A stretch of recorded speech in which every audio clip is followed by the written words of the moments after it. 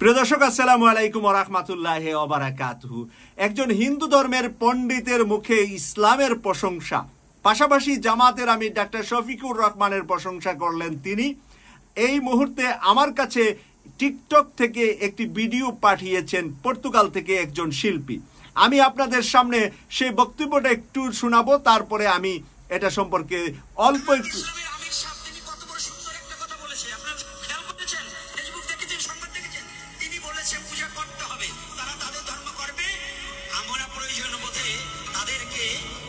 দুষ্টের হাত থেকে রক্ষা করবার আমরা সহযোগিতা করব, বলছে না?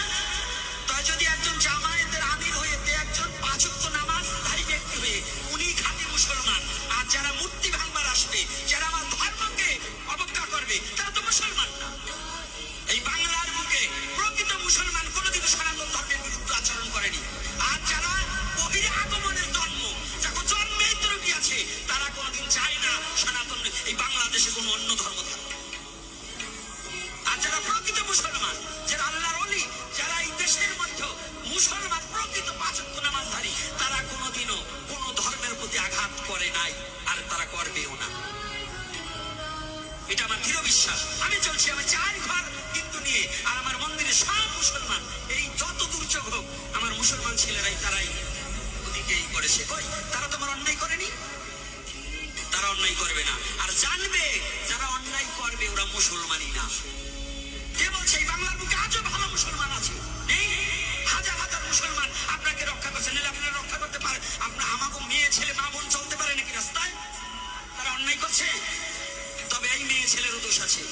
মেয়ে ছেলে যে পিঠ বাইর করা, লাভ কাটা বিলাস, ওই ছাতা পরিয়ে যেন বাজার ঘাটে যায় না।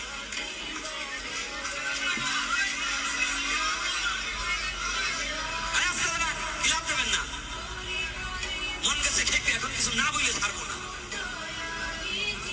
এই বক কাটিং চুল দিয়ে বা রাস্তাঘাটে গেলে এখন যদি কেউ আলকাতরা মাখাই দেয়, এজন্য সনাতন দায়ী নয়। সনাতন ভদ্র সমাজ। পৃথিবীতে সনাতন ধর্মের মধ্যে এত ভদ্র কোন ধর্ম কোথায় পাবে তুমি খুঁজে? সেই ধর্মে জন্মগ্রহণ করে তুমি অশাস্ত্রীয় কাজ করবে, শয়তানের মতো চলাফেরা করবে। একজন যদি তোমার ক্ষতি করে, এজন্য আমরা দায়ী নয়। কি বাবা, এজন্য আমরা দায়ী? এত ভয় পাও? নিজের ধর্ম রক্ষা করতে এত ভয় পাও না? নিজের স্বধর্মকে রক্ষা করবে, আর কিছু আমি বলবো না। আর কোন সনাতনী দুর্বল না, এটা আমার জন্মমাটি। যে সরকার আসুক, আমাদের প্রধান উপদেষ্টা আসুক, সরকার পরিবর্তন হোক, যে হোক, ওটা আমার দল থাকবেই দেশে।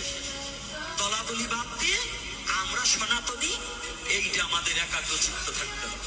আমরা সনাতনী নাকি? তবে অন্যায় করলে, আপনি চুরি করলে আমি আপনার দল দেবো না। অন্যায় করবেন না। রাস্তাঘাটে কোনো বাজে ব্যবহার কারোর সাথে করবেন না। ফেসবুকে কোনো খারাপ উদ্দেশ্যে কোনো ধর্মকে ছোট করার জন্য কোনো কথা লেখালেখি করবেন না। এটা চরম ধরে করি। মানে আপনার কি কষ্ট পাচ্ছেন বাবারা?